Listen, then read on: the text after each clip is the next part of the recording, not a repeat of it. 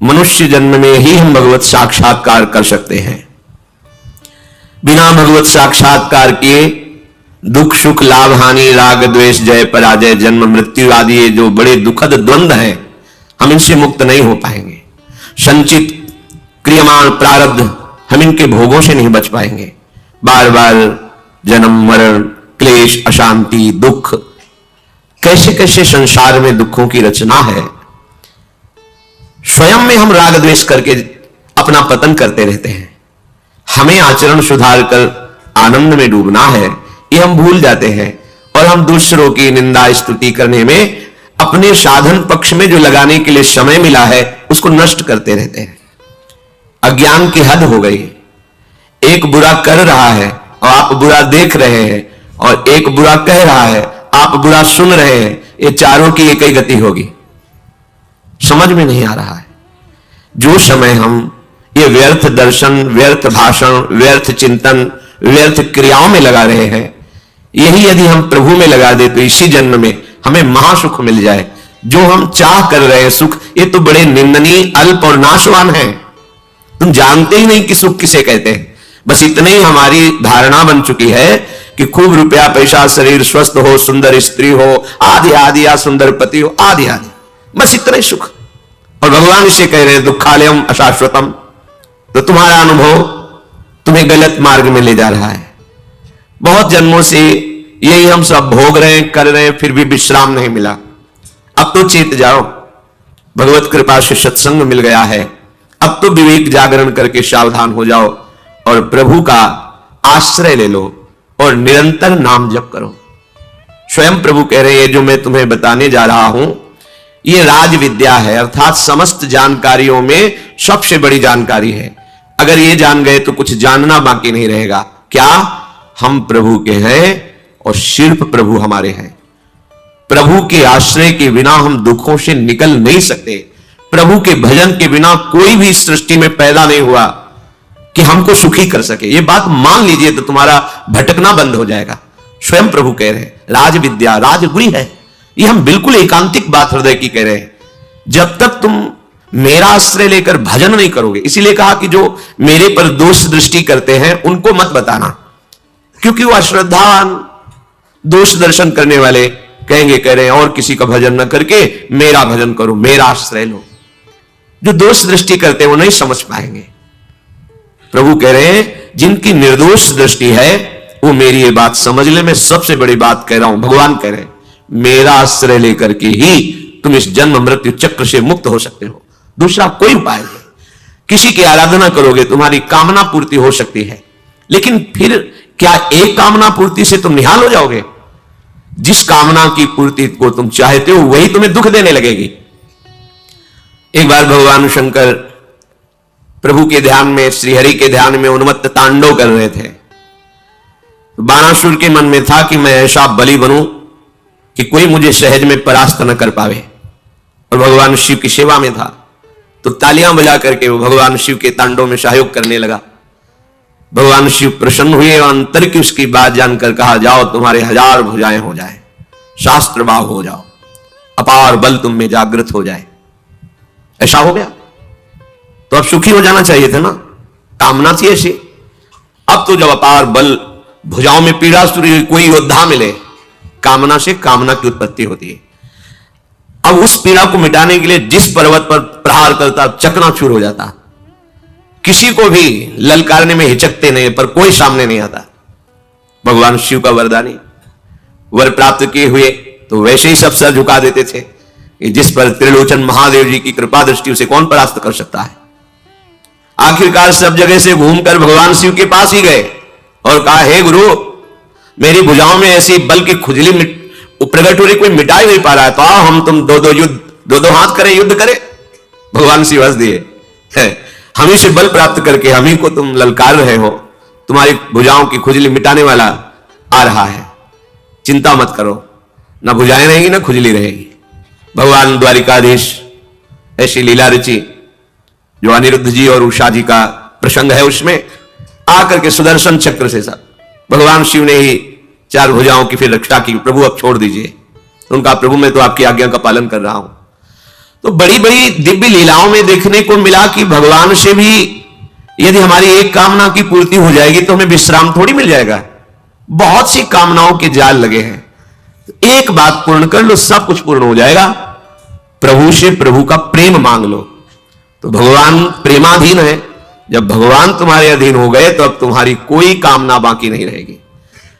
सही पूछो तो जिसे भगवदानंद की प्राप्ति हो जाती है उसमें कामना का स्फुरण ही नहीं होता। जब तक ये कामनाएं हैं तब तक शांति नहीं है। जो अशांत है उसे सुख कहां मिल सकता है? अशांत से कुता सुखम। भगवान का आश्रय लेकर भजन प्रार्थना मान लीजिए। कोई भी संत महात्मा चमत्कार दिव्यता ये तुम्हारे दुख को निवारण नहीं कर पाएगी। शब्द याद कर लो। हां, यदि संतों की बात मान लोगे तो दुख रहेगा नहीं, ये भी बात मान लो। ये कोई चमत्कार तुम्हारे दुखों को नहीं मिटा सकता। आप लोग समझते नहीं हैं। हमारे मन की कोई बात 1 मिनट की वर्तमान की बता दिया तो क्या होगा? 24 घंटे हम अपने मन की बात जानते हैं, क्या होगा? अगर तुम हमारे मन की 10-5 मिनट की बता दोगे तो क्या हमारा बन जाएगा? बात तो तब बननी है जब हमारे मन की चाल को तुम जानकर मन को भगवत चरणारविंद में समर्पित कर दो। अब इसमें चाह ही ना रह जाए। इसके लिए सब हाथ उठा देंगे और यही कहेंगे हरि भजो, राम भजो, कृष्ण भजो, क्योंकि यह किसी चमत्कार से नहीं होता, यह केवल भजन से होता है। और जब तुम्हारा मन आनंद समुद्र प्रभु में लगेगा तो किसी कामना की चाह ही नहीं रह जाएगी। केवल करुणा में भगवान श्री राम के जब चरणों को प्रक्षालन कर रहा है, जे ही चरणों का स्पर्श हुआ, अति आनंद उमग अनुरागा। अति आनंद अनुराग का ऐसा उमगन प्रभु दे रहे हैं तो प्रभु से कह रहा अब कछुनाथ न चाहिए, आपसे भी नहीं चाहिए, मिल गया। अनंत जन्मों से जिस आनंद की खोज कर रहा था जगत में, समय नष्ट हुआ। हे जगदीश, आपके चरणों का स्पर्श हुआ, आज वो प्राप्त हो गया, अब कछुनाथ न चाहिए मोरे। एक ही बात तुम्हारे हृदय में बैठ जाए कि हमारे दुखों के छूटने का एकमात्र उपाय भगवान का स्मरण। भगवान व्यास देव जी कह रहे हरि स्मृति सर्व विपद विमोक्षणम। कोई भी विपत्ति ऐसी नहीं है जो भगवान का स्मरण करने वाला जीत ना पाए विपत्ति को। विपत्ति उसे परास्त नहीं कर सकती। हर विपत्ति संपत्ति से बढ़कर सुख देने वाली बन जाएगी यदि आप हरि स्मरण करेंगे। और हरि को भूल गए तो हर संपत्ति भारी विपत्ति बन के तुम्हें दुख देगी। देख लो महाभागवत शिव स्वरूप हनुमान जी महाराज कह रहे, कहा हनुमंत विपत्ति प्रभु सोई, जब तो सुमिरन भजन न होई।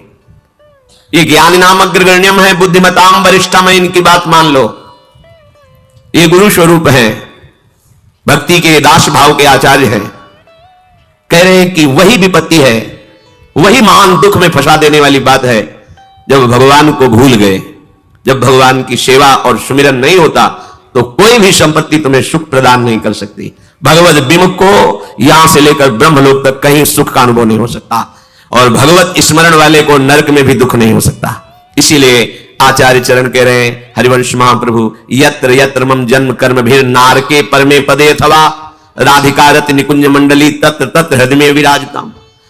हे प्रियाजू, चाहे मुझे कर्म के अनुसार नरक में रखो, स्वर्ग में रखो, परम पद में रखो, इसकी मेरी मांग नहीं है।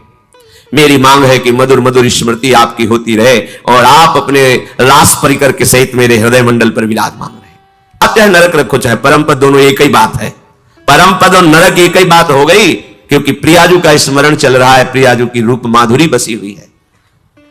आज तक कहीं कोई ऐसा प्रमाण नहीं मिला कि भगवत विमुख सुखी हो गया हो, कहीं नहीं प्रमाण मिला। हम जो भोगों की तरफ लालायित होते हैं, हमारे तो माने हुए बहुत छोटे भोग हैं। इतिहास में जब पढ़ के देखते हैं कि चक्रवर्ती सम्राट और जिनकी सैया पर उर्वशी जी विराजमान है, उनको भी तृप्ति नहीं, पागल होकर विषयों की तरफ भागते रहे और हा खाए। देखो पढ़ करके शास्त्रों को, क्या है मैं लुट गया, धिक्कार है मेरे जीवन को, मैं कहां फंस गया। वो बोल रहे हैं, वो उर्वशी जी जिनको देखकर ऋषि मुनियों के मन विचलित हो जाते हैं, उनके लिए पूर्वा जी कह रहे हा मैं ठगा गया, मेरा जीवन व्यर्थ चला गया, मैं व्यर्थ में अपने को सम्राट मानता रहा, मैं तो विषयों का घृणित दास रहा। कोई भी कहीं भी कैसा भी, जब तक आप प्रभु के चरणों का आश्रय लेकर भजन नहीं करेंगे बात नहीं बनेगी। श्री भगवान कह रहे असद्दधाना पुरुषा धर्मस्यास्य परं तप अप्राप्य माम निवर्तन्ते मृत्यु संसार वर्तमनि असद्दधाना पुरुषा धर्मस्याश्रय परम तप। हे परम तप अर्जुन, ये जो मैं धर्म वर्णन कर रहा हूं ये बड़ा महिमामय है। देखो, भगवद आश्रय एक बहुत अमूल्य वस्तु है। साधना एक तरफ, भगवद आश्रय एक तरफ। बात समझो, ये समझ में जल्दी नहीं आती। भगवद आश्रय ही मोक्ष दिलाता है, भगवद आश्रय ही प्रेम दिलाता है, भगवद आश्रय ही हमें इस भवसागर से मुक्ति दिलाता है। सच्ची मानिए, आश्रय हृदय से ले लिया जाए प्रभु का, और फिर कोई विषय हमें भटका दे तो भी परिणाम हमारा मंगल ही होगा।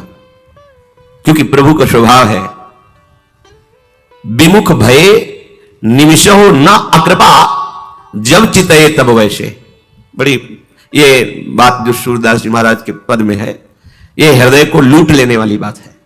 प्रभु का आश्रय लिया और कुछ समय भजन किया, फिर विमुख हो गए, तो ऐसा नहीं कि प्रभु अकृपा कर देंगे। जब लौट के देखोगे तो वैसे ही उनका प्यार दुलार मिलेगा, वैसे ही उनकी बाह आपका आलिंगन करने के लिए फैलाई। आ जाओ तुम मेरे हो। विमुख भये निमिषो न अकृपा, जब चितये तब वैसे। कई बार बताया, ये विश्वास के लिए कहते हैं कि इस धर्म की परम महिमा है। जगन्नाथ जी के श्रीअंग सेवा में कुशंग से वैश्यागामी हो गए।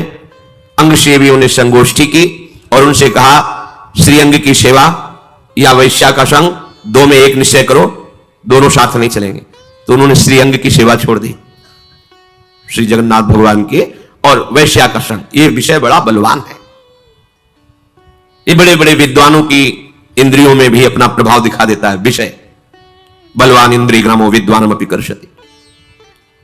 जब उनका अंतिम समय आया तब जगन्नाथ जी भगवान ने वैसे ही कृपा की जैसे अपने निज अंग सेवी पार्षदों पर करते हैं, और अपने पार्षदों को आदेश किया कि उनकी अंत्येष्टि क्रिया भी वैसे ही करो जैसे हमारे अंग सेवियों के विधान में होती है। तो उन्होंने कहा, प्रभु इन्होंने तो आपको छोड़ दिया था और वैश्या को स्वीकार किया था। उनका उसका स्वभाव है, मेरा स्वभाव नहीं है। एक बार जो मेरा आश्रय ले लेता है मैं उसे कभी छोड़ता नहीं। इस धर्म की बड़ी महिमा है, ये परम महिमा है। साधन करोगे तो एक नौकरी जैसा है, आप जितना साधन करोगे उतना आपको फल मिलेगा। लेकिन भगवत आश्रय होकर नाम जप करोगे, ये नौकरी नहीं है, ये घर की बात है।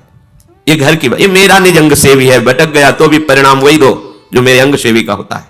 ऐसा हमारे प्रभु का स्वभाव है। उमा राम स्वभाव जे जाना, ताय भजन तज भाव नाना।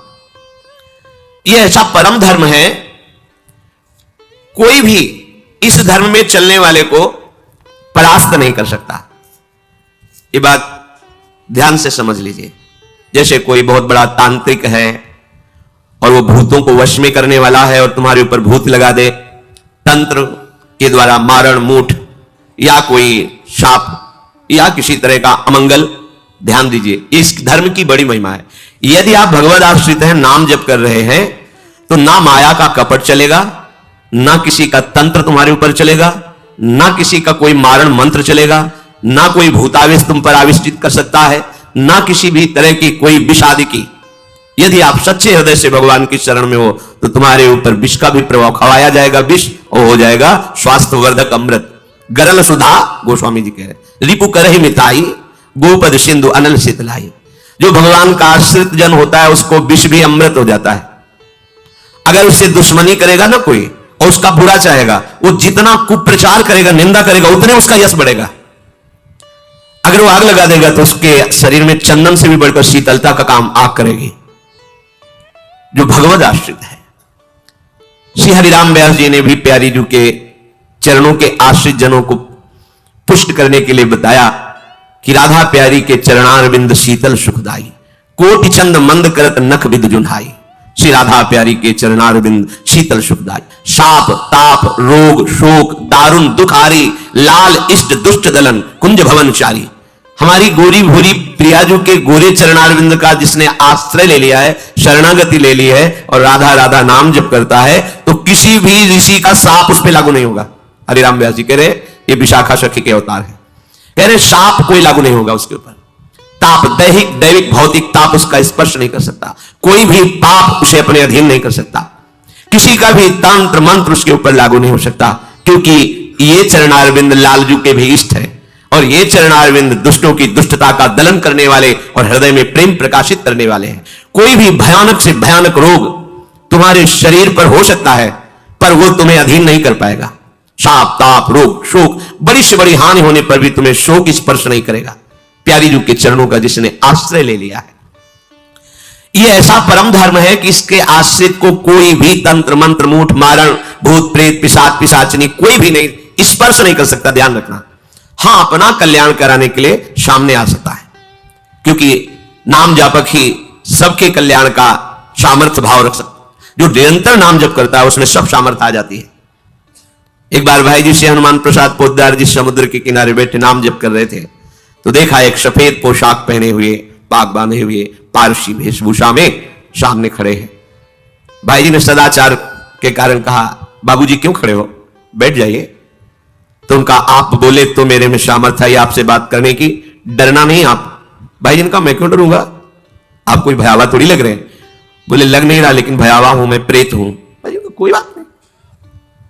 जो भगवत भजन में ये सब कई जगह ऐसा घटना में, गंगा किनारे जैसे श्मशान है, ऐसा नहीं कि प्रेत योनि नहीं होती, होती है, पर वो प्रभाव नहीं दिखा सकती। ऐसे प्रत्यक्ष देखा है।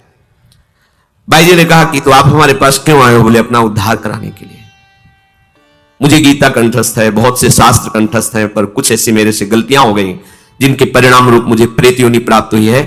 फिर मुझे आंतरिक संकेत हुआ है कि आप हमारा कल्याण कर सकते हो। भाई जी ने कहा, तो बड़े आश्चर्य की बात है कि आपको गीता कंठस्थ है और फिर आप प्रेत योनि में गीता के एक श्लोक बोल देते हो, प्रेत तो मुक्त हो जाता है। बोले, मेरे से कुछ ऐसे भयानक अपराध हो गए, जैसे गुरुद्रोह है, वैष्णव अपराध, ये बड़े भयानक अपराध होते हैं। जब किसी का पतन होना होता है तो माया यही खेल खिलवाती है, क्योंकि और सब पाप है वो दरस परस अगनाश, गुरुजनों के संतों के दर्शनों से ही नष्ट हो जाते हैं। लेकिन संत द्रोह, नाम जापक, वैष्णव द्रोह, गुरु अवज्ञा, गुरुद्रोह, ये भयानक अपराध होते हैं, इनसे दुर्गति हो जाती है। तो अपना कल्याण करने के लिए कोई ऐसा भले नहीं तो किसी भी भक्त के सामने, भगवद आश्रित नाम जापक के सामने किसी का चेटक नहीं चलता है। और जो इस परम धर्म में, भगवद आश्रय में, उसके आचरण बड़े पवित्र हो जाते हैं। लक्षण है इसके, क्योंकि भगवद आश्रय लेने वाला भगवद विमुख आचरण कैसे कर सकता है, कैसे कर सकता है? और भगवान की सामर्थ्य का भरोसा है तो भगवान की सामर्थ्य से बचाती है। आचारः परमो धर्म, आचारः परमं तपः, आचारः परमं ज्ञानो, माचारात् किन्नु साध्यते। साधवा क्षीण दोषाः स्युः सच्छब्द साधुवाचकः, तेषामाचरणं यत्तु सदाचारः स उच्यते। आचरण ही परम धर्म है, आचरण ही परम तपस्या है, आचरण ही परम ज्ञान है। एक बार भगवान सुखदेव जी गर्भ से ही वैरागी, एकांत सेवन करके ब्रह्मबोध संपन्न, तो उनको ये लगा कि मेरे को जो बोध है इसका प्रमाण भी होना चाहिए। इसमें लिखा है आचरण ही परम ज्ञान है, तो प्रमाण होना चाहिए कि मुझे सत्य का जो बोध हुआ यही बोध है। तो परम ज्ञान स्वरूप अपने पिता भगवान व्यासदेव जी के समीप गए और कहा, भगवान जो मुझे बोध हुआ है यही आत्मबोध है? कुछ नहीं बोले। जैसे गरुड़ जी महाराज भगवान शंकर के पास गए, अपनी समस्या बताई कि मुझे संशय हो गया है भगवान में, तो भगवान शिव ज्ञान समुद्र एक क्षण में निवारण कर सकते थे, पर कहा कि हे उमा, भगवत कृपा से मैंने अंदर की बात उनकी जान ली। कीन हो इसका बहु अभिमाना, सुख हो वंचा कृपा निधाना। तो अगर हम उत्तर दे देंगे तो वो उस पर प्रहार नहीं होगा, अभिमान पर। अभिमान इसका नष्ट होगा जब काकभूषुंड जी के पास जाएंगे, क्योंकि पक्षियों के महान राजा भगवान के निकट निवासी वाहन, ये जब वहां नीचे जाके बैठेंगे तो अभिमान नष्ट हो जाएगा, तब बात समझ में आएगी। ऐसी भगवान व्यासदेव जी ने कि जब तक पूर्ण गुरु भावना हो तब तक जो उपदेश किया जाता है वो ज्यादा रंग नहीं लाता, और जब ये भाव हो जाता है मेरे सदगुरुदेव भगवान है, तो उनकी हर बात पर हमारी निष्ठा होती है। इसलिए भगवान व्यासदेव जी उत्तर दे सकते थे, पर उन्होंने कहा, विदेहराज जनक जी के पास तुम जाइए, इसका सम्यक बोध किए हुए महापुरुष हैं और वही प्रमाण देंगे। तो जिसमें लिखा है ज्ञान आचरात, आचरण ही ज्ञान का प्रतीक है। जब श्री सुखदेव जी महाराज जनक जी के पास गए, वो तो त्रिकालज्ञ बोध संपन्न महापुरुष विदेहराज कहे ही जाते हैं, ज्ञानियों में शिरोमणि है। सूचना पहुंची कि परमहंस दिगंबर वेश और स्वरूपानंद में छके हुए आपके द्वार पर खड़े हुए हैं सुखदेव जी महाराज। वो आपसे मिलना चाहते हैं। उनका कोई उत्तर मत दो और अंदर प्रवेश मत होने दो। आचरण ही ज्ञान है। 1 दिन 2 दिन 7 दिन हो गए, कोई उत्तर नहीं। और रोज पूछते कि उनके मुखारविंद पर कोई किसी तरह का परिवर्तन? बोले भगवान कोई परिवर्तन नहीं, जैसे आए थे वैसे ही खड़े। नहीं तो हो सकता है ना 1 दिन हो गए 2, ये क्या तरीका है? कुछ तो बोलो ना, हां बोलो या ना बोलो, कुछ हलचल तो होनी चाहिए ना अंदर। कोई हलचल नहीं। 7 दिन 7 रात्रि वैसे ही खड़े। ठीक है, अंदर ले लो, महल में ले जाओ और नवीन नवीन युवतियों से कहो कि इनकी सर्वांग सेवा करें। आदेश हुआ जनक।